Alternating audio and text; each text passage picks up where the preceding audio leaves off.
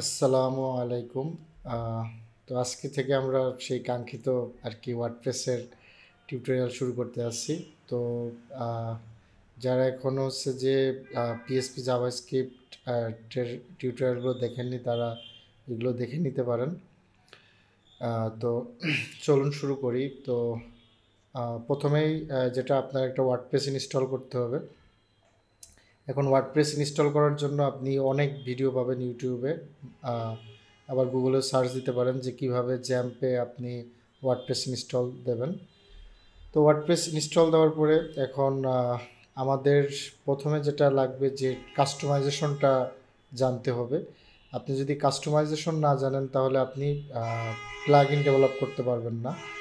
আপনি যেই ফিচারগুলো নিয়ে পরিকল্পনা করবেন সেটা অলরেডি হয়তো বা ওয়ার্ডপ্রেসে আছেই। তো ওয়ার্ডপ্রেসে কী আছে সেটা আগে আপনার প্রথমে জানতে হবে। তো এই জন্য কাস্টমাইজেশন শেখাটা খুব বেশি গুরুত্বপূর্ণ। তো আমি এখানে কাস্টমাইজেশন আপনাদের শেখাবো না, বাট আমি হচ্ছে যে ওয়ার্ডপ্রেসের কিছু ফাংশনালিটি দেখাবো, যেটা মানে কিভাবে অ্যাডমিন প্যানেলের সাথে একটু পরিচয় করাই দেবো যে কীভাবে কাজ করে। অ্যান্ড এই ডাটাগুলো ওয়ার্ডপ্রেস ডাটাবেসে কীভাবে রাখে এটা আমি আপনাদেরকে দেখাবো। তো ডাটাবেসে কীভাবে ডাটাগুলো স্টোর হচ্ছে এইটা যদি আপনারা জানেন তাহলে খুব সহজে আপনারা কাস্টম ডাটাবেস কোয়ারি করে ডাটাগুলো আপনার মতো করে আপনি ব্যবহার করতে পারবেন, যে কোনো জায়গায় শো করাতে পারবেন। তো এটা খুবই ইম্পর্ট্যান্ট। অনেকে হচ্ছে যে প্লাগ ইন ডেভেলপমেন্ট শুরু করেন, বাট ওয়ার্ডপ্রেসের ডাটাগুলো কোন টেবিলে সেভ হচ্ছে, কোথায় থাকতেছে, এটা আপনারা কেউ কখনো দেখেনই না। তো আমি অনেক মিড লেভেল ডেভেলপার দেখছি, জুনিয়র দেখছি, তারা অনেকেই ডাটাবেস সম্পর্কে তাদের বিন্দুমাত্র কোনো নলেজই নাই। তারা জাস্ট হচ্ছে যে ওয়ার্ডপ্রেসের কিছু ফাংশন আছে ওইগুলো কল করে অলওয়েজ হচ্ছে ডাটা দেখায়। তো চলুন শুরু করি। প্রথমেই আমাদেরকে লগ ইন করতে হবে। এখানে আপনার যে সাইটের ইউআরএল থাকবে /wp অ্যাডমিন দেবেন, দেন আপনি ইন্টার প্রেস করবেন। এখানে আপনার ইউজার নেম পাসওয়ার্ড দিতে হবে। তো আমি লগ ইন করলাম। আচ্ছা, এটা হচ্ছে যে ওয়ার্ডপ্রেসের ড্যাশবোর্ড। তো এইটা একটা ফ্রেশ ওয়ার্ডপ্রেস ইনস্টলেশন। আপনাদের যদি অলরেডি ওয়ার্ডপ্রেস ইনস্টল করা থাকে আপনারা যেটা করতে পারেন যে প্লাগইনসে এসে এখানে হচ্ছে যে রিসেট প্লাগইন দিয়ে আপনি ডাটাবেসটা রিসেট করে নিতে পারেন, তাহলে একটা ফ্রেশ একটা ইনস্টলেশন পাবেন। তো আমি অলরেডি রিসেট করছি। তো এখন আসলে আমরা আস্তে আস্তে দেখব যে ওয়ার্ডপ্রেস কোথায় কোন ডাটা স্টোর করে। তো আমরা প্রথমে যদি ড্যাশবোর্ডে ক্লিক করি, হ্যাঁ, ড্যাশবোর্ডে এখানে আসলে ওয়ার্ডপ্রেস সাইট হেলথ দেখায় যে সাইটে কোনো প্রবলেম আছে কি না। এখানে হচ্ছে যে এখান থেকে ডাইরেক্ট আপনি পোস্ট ক্রিয়েট করতে পারবেন, ড্রাফট ক্রিয়েট করে রাখা যায়। ওয়ার্ডপ্রেসের ইভেন্ট রিলেটেড কিছু আছে নিউজ, এইগুলো এখানে শো করে। এখান থেকে অ্যাক্টিভিটি আছে, এই জাস্ট কিছু ইনফরমেশন দিয়ে রাখা। তো অ্যান্ড আপডেট থেকে হচ্ছে যে আপনি ওয়ার্ডপ্রেস আপডেট করতে পারবেন, যে যদি নতুন ভার্সন আসে সেটা এখান থেকে আপনি আপডেট করতে পারবেন। তারপরে যদি আসি যে পোস্ট, তো এইটার মাধ্যমে আপনি পোস্ট ক্রিয়েট করতে পারবেন। এখন পোস্ট পোস্ট কী জিনিস, পেজ কী জিনিস, এটা আপনার কাস্টমাইজেশনের ভিডিও দেখে শিখে নিতে হবে। যদি আমি খুবই সহজ ভাবে বলি তাহলে হচ্ছে যে যে কোনো ওয়েবসাইটে যখন যাই, সাপোজ এই সাইটটায় যদি আমরা এখানে আসি, সব বিভিন্ন সাইটে আমরা about us, then about us পেজে আমরা ভিজিট করি, সেই সাইটের ইনফরমেশন দেখায়। তারপরে কন্ট্যাক্টে গেলে হচ্ছে যে ওয়েবসাইট ওনারের সাথে কন্ট্যাক্টের জন্য বিভিন্ন ফর্ম টর্ম থাকে। বা ডাইরেক্ট যখন সাইটে আমরা ভিজিট করি তখন একটা পেজ থাকে। তো এই যে আমরা সাইটের এক একটা পেজে যাচ্ছি এই ইউআরএল ব্রাউজ করে, এই পেজগুলোকে পেজই বলে, যেগুলো এখানে পেজ সব এখানে স্টোর থাকে। অ্যান্ড পোস্টটা হচ্ছে যে আপনার ওয়েবসাইটে যেমন থাকতে পারে হচ্ছে যে ব্লগ থাকতে পারে, যে আপনার ওয়েবসাইটে আপনি রেগুলার দেখাচ্ছে লেখালেখি করেন, ওগুলো বিভিন্ন সাইটে দেখবেন যে ল্যান্ডিং পেজের এখানে শো করে ব্লগ, যে সাইটের লেটেস্ট কোনো নিউজ থাকলে সেটা এখানে শো করে, এরকম তো অ্যান্ড মেনুতে যেই প্রত্যেকটা আপনারা লিঙ্ক থাকে যেখানে ক্লিক করে এক একটা পেজে যান ওটাকেই মূলত পেজ বলে। তো অ্যান্ড এই পোস্ট অ্যান্ড পেজ এই দুইটার ডাটাই হচ্ছে যে ওয়ার্ডপ্রেসের সেম ডাটাবেস টেবিলে স্টোর থাকে। আমরা যদি ডাটাবেসটা ওপেন করি, আচ্ছা, তো আমরা ডাটাবেসটা ওপেন করব। আপনারা পিএসপি মাই অ্যাডমিন থেকে ডাটাবেস ওপেন করতে পারবেন। তো এখান থেকে যেই ডাটাবেসে আপনাদের ওয়ার্ডপ্রেসটা ইনস্টল করা আছে ওই ডাটাবেসটা ওপেন করবেন। এখানে আমার ডাব্লিউপি টেস্টে ইনস্টল করা আছে, এটা আমি ওপেন করছি। তো ডাটাবেসে হচ্ছে যে এখন আমরা যদি এই পোস্ট পেজেসে কোনো কিছু অ্যাড করি, এই সব ডাটাগুলো ডাটাবেসের টেবিলের হচ্ছে যে এই যে ডাব্লিউপি পোস্টেস এই টেবিলে এগুলো ইনসার্ট হয়। তো আমরা যদি দেখি যে ওয়ার্ডপ্রেস ডিফল্টভাবে বেশ কিছু পেজ অ্যান্ড পোস্ট ক্রিয়েট করে দেয়। আমরা যদি দেখি, যদি এইখানে দেখি যে পোস্টের এখানে পোস্ট টাইপ আছে আসলে, আমরা যে একটু সাইটে যাই, হ্যাঁ এই যে পোস্ট টাইপ হচ্ছে পোস্ট। তো আমরা যদি দেখি দুইটা, তার মানে এখানে হচ্ছে যে দুইটা পোস্ট দেখা যাচ্ছে, দুইটা পেজ। অ্যান্ড ডাব্লিউপি নেভিগেশন নামে ওরা আরেকটা পোস্ট টেবিলে নেভিগেশনের ডাটাগুলো ওরা স্টোর করছে। তো এইটা হচ্ছে যে আমাদের খুবই ইম্পর্টেন্ট যে এই ডাটাবেসটা বোঝা, যে আমি কোথায় কি অ্যাক্টিভিটি করতেছি, কোথায় কোনটা অ্যাড হচ্ছে সেটা ভালো করে বোঝা। তো আমরা একটু দেখার চেষ্টা করি যে হ্যাঁ এখানে পোস্ট আছে হচ্ছে, এখানে একটা পোস্ট আছে পেজ, এখানে দেখাচ্ছে দুইটা পোস্ট। বাট আমরা যদি পোস্টে যাই, আমরা যে এখানে পোস্টেসে আসি, এখানে দেখি যে একটা পোস্ট, তাহলে দুইটা কেন দেখাচ্ছে?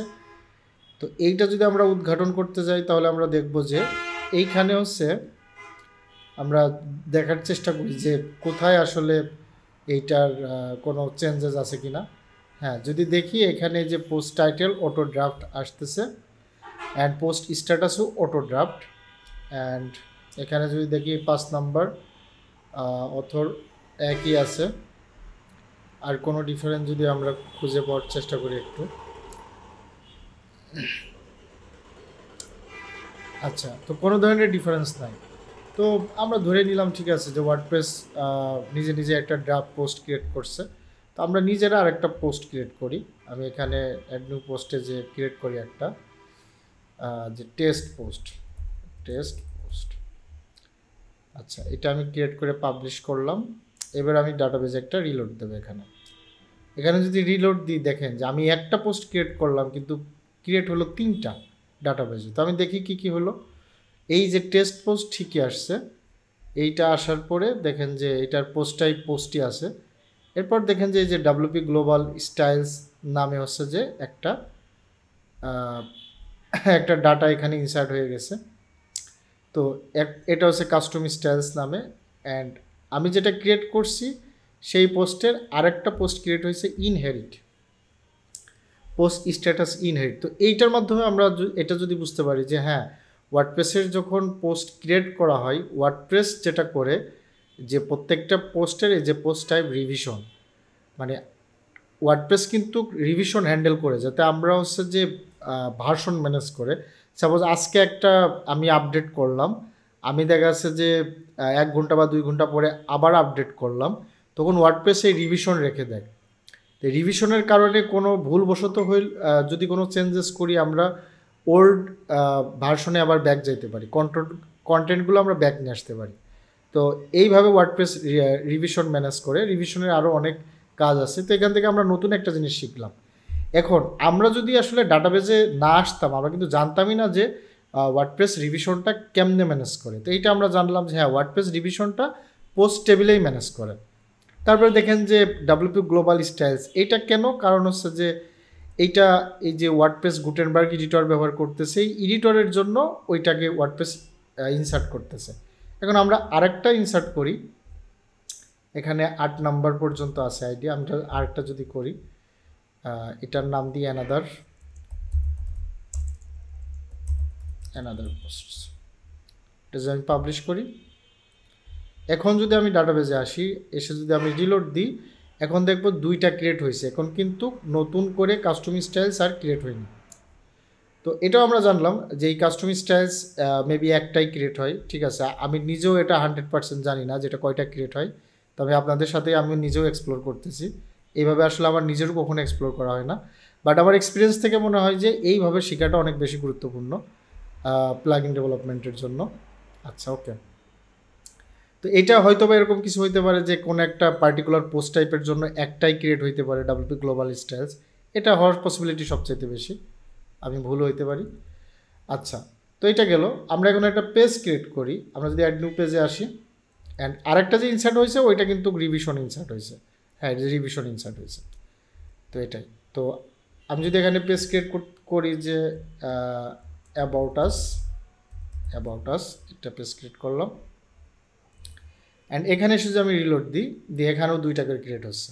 ওকে, তার মানে যদি আমরা ধরতে পারি যে গ্লোবাল স্টাইলস এটা মেবি একটা সাইটে একবারই ক্রিয়েট হয়, ঠিক আছে, এটা পোস্ট টাইপের সাথে এটা রিলেশন নাই। ওকে, তো ঠিক আছে।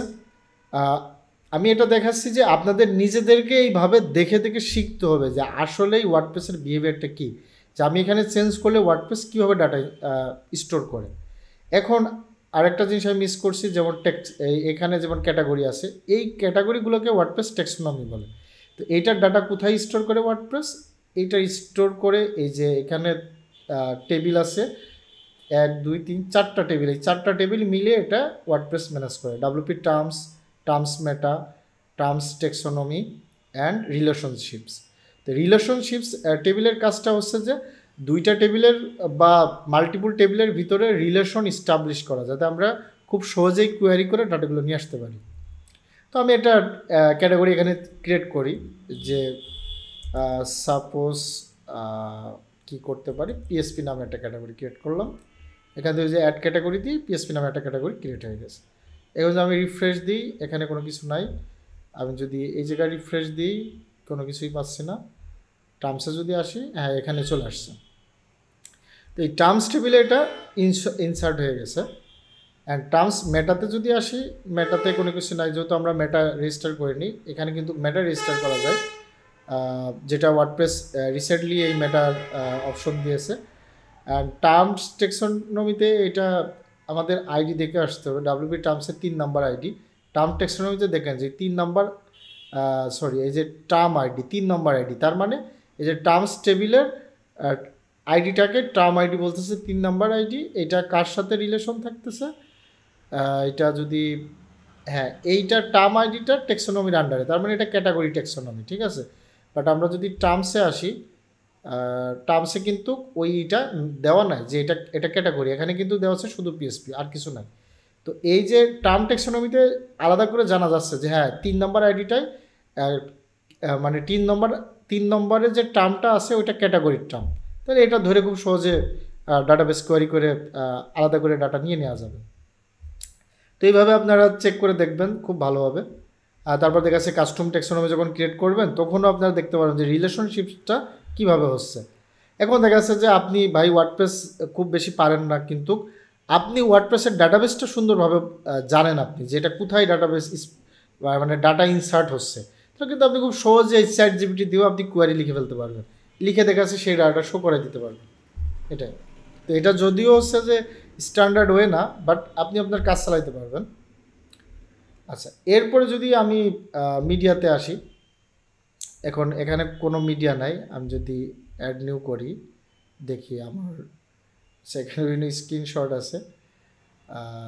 আমি আমার কোনো একটা প্লাগ ইনের অ্যাসেটস থেকে নিয়ে আসি। আচ্ছা, এখানে অ্যাসেটস থেকে গেলাম, এখানে একটা ব্যানার আমি ইম্পোর্ট করি। ওকে, আচ্ছা, এখানে একটা মিডিয়া আমি ইনসার্ট করলাম। এখন যদি আমি ডাটাবেজে আসি, ডাটাবেজের মিডিয়াটা কোথায় থাকতে পারে, আমি রিলোড দিই। এখানে আমার নিজেরই খুঁজতে হবে, আমি নিজে আসলে জানি না যেটা কোথায় স্টোর হয়, ঠিক আছে। Terms, posts, options, links. আচ্ছা, পোস্টেস। আচ্ছা, এই যে দেখেন আমি মিডিয়াতে এই ইমেজটা আপলোড করলাম, এই মিডিয়াটাও হচ্ছে যে ওয়ার্ডপ্রেসের এই যে পোস্টেস টেবিলে সে স্টোর হচ্ছে। দেখেন, টু বি অনেস্ট আমি নিজে আজকে মানে আমি হয়তো ভুলে গেছি, বাট এইটা এইখানে স্টোর হচ্ছে। আমি হয়তো আমার আইডিয়া ছিল যে হয়তো মিডিয়া নামে আলাদা টেবিল থাকতে পারে, যাই হোক। ওকে, তো এইখানে যে অ্যাটাচমেন্ট হিসাবে আসলে এটা স্টোর হচ্ছে। আমরা তো আসলে অনেক সময় এই যে ওয়ার্ডপ্রেসের দেয়া ফাংশনগুলো কল করে আমরা কাজ চালাইনি, এই জন্য অনেক সময় এটা জানা হয় না। বাট এটা হচ্ছে যে পোস্টেজ টেবিলেই ইনসার্ট হচ্ছে অ্যাটাচমেন্ট পোস্ট টাইপে। তো এটা আসলে তো এটা গেল যে লাইব্রেরি, এটা হচ্ছে আমরা ইমেজগুলো আপলোড করতে পারবো, দেন কোনো পোস্টের ফিচার্ড ইমেজ হিসাবে আমরা এখানে সেট করে দিতে পারবো। আমি যদি এখানে আসি, এইখান থেকে এটা সেট করে দিতে পারবো। আচ্ছা, দেন এখানে যে কমেন্টস আছে, এখন তো আবার কমেন্টস করতে হবে, তো কমেন্টসের ডাটাগুলো এখানে কমেন্টসের ভিতর চলে আসবে। অ্যান্ড ওয়ার্ডপ্রেস করে কি যে ওয়ার্ডপ্রেস একটা টেবিল ব্যবহার করে সেই টেবিলে কিছু নেসেসারি ডাটা রাখে, অ্যান্ড ওই টেবিলের এক্সট্রা ফাংশনালিটির জন্য ওয়ার্ডপ্রেস মেটা টেবিল ব্যবহার করে। যেমন পোস্টেজ টেবিলের ক্ষেত্রেও সেম কাজটাই ওয়ার্ডপ্রেস করে, যে পোস্টেজ টেবিলে আপনার কিছু কলাম আছে যে নেসেসারি কিছু ডাটা যেগুলো লাগবেই কমন সেগুলো রেখে দেয়, কিন্তু ইউজারের এমন রিকোয়ারমেন্ট হইতে পারে যে তার কাস্টম কোনো ফিল্ডের ডাটা ইনসার্ট করতে হবে, সেক্ষেত্রে ইউজার দেখা আছে যে মেটাতে ডাটা রাখতে পারে, এখানে তার ইচ্ছা মতো যে কোনো নামে রাখতে পারে। তো এটাই সিমিলারভাবে কমেন্টের ক্ষেত্রেও ওয়ার্ডপ্রেস সেম জিনিসটাই করে। ওকে, কমেন্ট গেল। তারপর আমরা এখান থেকে যদি অ্যাপিয়ারেন্স আসে, এখান থেকে আমরা থিম অ্যাক্টিভ ডিঅ্যাক্টিভ করতে পারবো। দেন প্লাগ ইনে যদি আসি, এখান থেকে আমাদের কোন কোন প্লাগ ইন অ্যাক্টিভ আছে সেটা দেখতে পারবো। তো এই যে প্লাগ ইন যে অ্যাক্টিভ থাকছে এটা কেমনে থাকতেছে, তো এইটা সম্ভবত হ্যাঁ অবশ্যই এটা থাকতেছে ডাব্লিউপি অপশনস টেবিলে। এই অপশনস টেবিলে যদি আমরা এখানে একটু আসি, এখানে যদি আমরা দেখি যে দেখেন সাইট ইউআরএল, হোম পেজের ইউআরএল, ব্লগ এন্ড সাইটের নাম, ঠিক আছে। তারপরে এখানে সেটিংস আসতেছে ইউজার ক্যান রেজিস্টার, সেটিংসটা যদি আমি এখান থেকে আসি এটাও একটু দেখাই যায়। এখান থেকে যদি জেনারেল আসি, দেখেন এই যে জেনারেলে যে এনি ওয়ান ক্যান রেজিস্টার, এটা যদি আমি ইনাবেল করি, ইনাবেল করে সেভ দিই, সেভ দেওয়ার পরে যদি এটা আমি রিলোড দিই, দেখেন এটা 1 হয়ে গেছে। তো এই যে ওয়ার্ডপ্রেসের সেটিংসের ডাটাগুলো সব এই যে ডাব্লিউপি অপশনস টেবিলে ইনসার্ট হচ্ছে। তো এটা খুবই খুবই ইম্পর্টেন্ট যে অপশনস টেবিলে আপনি ডাটা কিভাবে রাখবেন, কারণ এই অপশনস টেবিলে কিন্তু খুবই একটা ডেঞ্জারাস একটা আছে অটোলোড। তো এখানে যদি আপনার হিউজ পরিমাণের অপশনসের ডাটা যদি অলওয়েজ অটোলোড অন থাকে, তাহলে এটা করবে কি, যখন আমি যে রিফ্রেশ দিচ্ছি, রিফ্রেশ দেওয়ার প্রথমেই এই ডাটা অন থাকা যেগুলো অন থাকবে এটা অটোমেটিক্যালি কোয়ারি হয়ে লোড হয়ে থেকে যাবে। তো যদি অনেক বেশি পরিমাণ সাইটের ডাটা এইভাবে লোড হয়ে থাকে, আপনার সাইট স্লো হয়ে যাবে। ওকে, তো এটা গেল। আমরা খুঁজতে আসছিলাম যে প্লাগ ইন কোথায় আছে, আমরা যদি একটু নিচে আসি খুঁজে দেখার চেষ্টা করি, এই যে অ্যাক্টিভ প্লাগ ইন, দেখেন অ্যাক্টিভ প্লাগ ইনের ভিতরে এই যে মানে এগুলোকে সিরিয়ালাইজ করে রেখে দেওয়া যে কোন প্লাগ ইন অ্যাক্টিভ অবস্থায় আছে। এখন অ্যাক্টিভ প্লাগ ইন থেকে আমি যাই, প্লাগ ইন থেকে আমি এটা ডিঅ্যাক্টিভেট করে দিই। এখন যদি আমি এটাকে রিলোড দিই, দেখবো যে এটা চলে গেছে। তো এটাই, তো এইভাবে হচ্ছে যে এই যে অপশনসটা যদি আপনি খুব প্রপারলি জানেন যে হ্যাঁ আপনি দেখা যাচ্ছে যে একটা প্লাগ ইন ডিঅ্যাক্টিভেট করতে আসেন, আপনি জানেন না যে ওয়ার্ডপ্রেসের প্লাগ ইন ডিঅ্যাক্টিভেট করার কোনো ফাংশনালিটি আছে কি না, আপনি ডাটাবেস থেকে এটা করে দিতে পারবেন। এটাই। তো আবার দেখা যাচ্ছে এমন হইতে পারে যে আপনি ওয়ার্ডপ্রেসে সামহাও কোনো একটা ফেটাল এরর দিচ্ছে একটা প্লাগ ইন, আপনি ওয়ার্ডপ্রেস অ্যাডমিন প্যানেলে আপনি লগ ইন করতে পারছেন না, তখন দেখা যাচ্ছে আপনি এইখান থেকে মডিফাই করে দিতে পারবেন। ডাটাবেসের অ্যাক্সেস আছে, ডাটাবেসে ঢুকে আপনি মডিফাই করে দিন, এরকম অনেক কিছু করে ফেলতে পারবেন। তো এখানে প্রপারলি সব কিছু আপনার দেখতে হবে যে কোথায় কী কী অপশনস আছে, আস্তে আস্তে বোঝার চেষ্টা করা প্রথম থেকে যে কী কী অপশনস এখানে সেভ হয়। এখানে যেখানে আমি আনইনস্টল করছি, আনইনস্টল করা প্লাগ ইনের ডাটাও এখানে আছে। তো এইটার মাধ্যমেই এই যে এই যে ইনঅ্যাক্টিভ রিসেন্টলি অ্যাক্টিভ মেবি, এটা হয়তো বা এটার মাধ্যমে ম্যানেজ হয়। হ্যাঁ, এটার মাধ্যমে। ওকে, তো এটাই দেখেন যে অনেক অপশনসগুলো এই যে ডাব্লিউপি ইউজার রোলসের মাধ্যমে একটা সাইটের কীভাবে রোল ম্যানেজ হবে, যে অ্যাডমিনিস্ট্রেটর কী কাজ করতে পারবে, অন্যরা কী কাজ করতে পারবে, সেই ডাটাগুলো সবই ডাব্লিউপি ইউজার রোলস এইখানে সব ইনসার্ট হচ্ছে। মানে আপনার যখন হিউজ পরিমাণে ডাটা সেভ করা লাগবে, সবগুলোর জন্য যদি আপনি আলাদা আলাদা অপশনে সেভ করেন, তাহলে তো আপনার বিশাল অপশন হয়ে যাবে, সেটা আপনার সাইট স্লো করে ফেলবে। এই জন্য সহজ ইজিয়েস্ট ওয়ে হচ্ছে যে ডাটাগুলোকে এরে আকারে দেন এটা সিরিয়ালাইজ করে এখানে রেখে দেওয়া। ওকে, এখানে আপনি সিরিয়ালাইজ করে রাখতে পারবেন, জেসন করে রাখতে পারবেন, এগুলো আমি ইনশাল্লাহ দেখব। তারপর যদি আসি এই যে দেখেন ট্যানজেন্ট, তো ওয়ার্ডপ্রেসের ক্যাশিংয়ের জন্য যে ট্যানজেন্ট এপিআই আছে সেই ট্রানজেন্টের ডাটাগুলো মূলত হচ্ছে যে এইখানে স্টোর হয়ে থাকে। এই যে দেখেন যে ট্রানজেন্ট অটোমেটিক্যালি একটা টাইম পরে ডাটা ক্লিয়ার হয়ে যায়। আমরা এগুলো সব শিখবো ইনশাল্লাহ সামনে। তো এটাই আর কি। অ্যান্ড লাস্টে যে দেখেন অ্যাডমিনের ইমেলগুলো এখানে আছে, যে কোন ইমেল দিয়ে অ্যাডমিন রেজিস্ট্রেশন করা সাইটে। তো এটা দেখেন প্রচুর পরিমাণে ট্রানজেন্ট এখানে আছে। তো যে ওয়ার্ডপ্রেস নিজেই ট্রানজেন্টগুলো ক্রিয়েট করে রাখে মানে ক্যাশ করার জন্য, যাতে আরও ফাস্ট ওয়ার্ডপ্রেসটা লোড হয়। তো এটাই। এরপর যদি আমরা ইউজার্সে আসি, এখানে তো এটা সেম, আমি অলরেডি যা বলছি এটা অনেকটা সিমিলার। এই যে ইউজার্স টেবিলে ডাটা ইনসার্ট হয় অ্যান্ড এর নেসেসারি ডাটাগুলো ইউজার মেটাতে ইনসার্ট হয়। মানে ইউজার্স টেবিলে তো আপনি সব রাখতে পারবেন না। অ্যান্ড আপনার একটা সাইটে যখন অনেক ডাটা হয়ে যাবে, আপনি যদি ওই ডাটা বেসের টেবিলে নতুন কলাম অ্যাড করতে যান, সেটা আসলে লজিক্যাল হবে না, অনেক ফিচার ব্রেক করতে পারে। সেই কারণে এক্সট্রা ডাটাগুলো আপনি মেটা টেবিলে রেখে দিতে পারবেন। আর ওয়ার্ডপ্রেসের এই টেবিলগুলোতে তো হাত দেওয়া যায় না, এই জন্যই মেটা টেবিল কনসেপ্টটা রাখা। আচ্ছা, এখান থেকে যদি টুলসে আসি, টুলস থেকে আপনি ওয়ার্ডপ্রেসের ডাটাগুলো আপনি হচ্ছে যে এখান থেকে এক্সপোর্ট করতে পারবেন। এক্সপোর্ট করে আবার অন্য সাইটে যে ইম্পোর্টে যে আপনি ইম্পোর্ট করতে পারবেন। সাইট হেলথ থেকে আপনি দেখতে পারবেন যে আপনার সাইটের অবস্থা কী। আচ্ছা, এইগুলোই। আর লাস্ট যদি বলি যে এখান থেকে থিমের আপনি যদি কোনো ফাইল কোড এডিট করতে চান, ডাইরেক্ট এখান থেকে এডিট করতে পারবেন। বাট এইটা আসলে অনেক ডেঞ্জারাস সলিউশন। যে কাছে এমনি নর্মাল সিএসএসগুলো চেঞ্জ করা লাগবে, তখন আপনি এটা অ্যাপ্লাই করতে পারবেন। প্লাগ ইন ফাইল এডিটর, এটাও সেম, যে কোনো প্লাগ ইনের ফাইল এডিট করার জন্য। ওকে, আর সেটিংস নিয়ে তো আমি বললামই। এখান থেকে জাস্ট দেখলে এগুলো বুঝতে পারবেন। আর এগুলো আসলে আমার শেখানোর পার্ট না, আমরা প্লাগ ইন শেখার কোর্স শুরু করছি। তো আমরা নেক্সট ভিডিও থেকে আমরা কোড শুরু করে দেব। বাট আপনাদের প্রতি আমার রিকোয়েস্ট থাকবে যে এই কাস্টমাইজেশন কেউ না শিখে পরের ভিডিও আসলে আপনারা কন্টিনিউ করেন না। তো এটা আসলে কন্টিনিউ করাটা ঠিক হবে না। ওয়ার্ডপ্রেসে কী আছে এটা আপনার জানতে হবে, একেবারে ফার্স্ট থেকে এই পর্যন্ত কোথায় কী আছে, কোনটার কী কাজ। নিজেই একটা সাইট বানায় দেখবেন যে একটা সাইট কেমনে বানাইতে হয়, সেই সাইটের হোম পেজ কীভাবে সেট করে। এই যে আমি অ্যাবাউট আস পেজ দিলাম, অ্যাবাউট আস পেজে গেলে এই পেজের কন্টেন্ট আমি কীভাবে অ্যাড করব। এই বেসিক একটা সাইট তৈরি করা, এটা আপনাদের শিখতে হবে। এটা শেখার পরে যে তারপরে হ্যাঁ আপনি প্লাগ ইন বানাবেন। তো এই ভিডিওগুলো আপনি ইউটিউবে সার্চ দিলে অনেক ভিডিও পাবেন, যেগুলো থেকে কাস্টমাইজেশনটা প্রপারলি শিখে নেবেন। অ্যান্ড নেক্সট ক্লাস থেকে আমরা ইনশাল্লাহ কোড শুরু করব। তো আজকে এই পর্যন্তই, সবাই ভালো থাকবেন, আল্লাহ হাফেজ।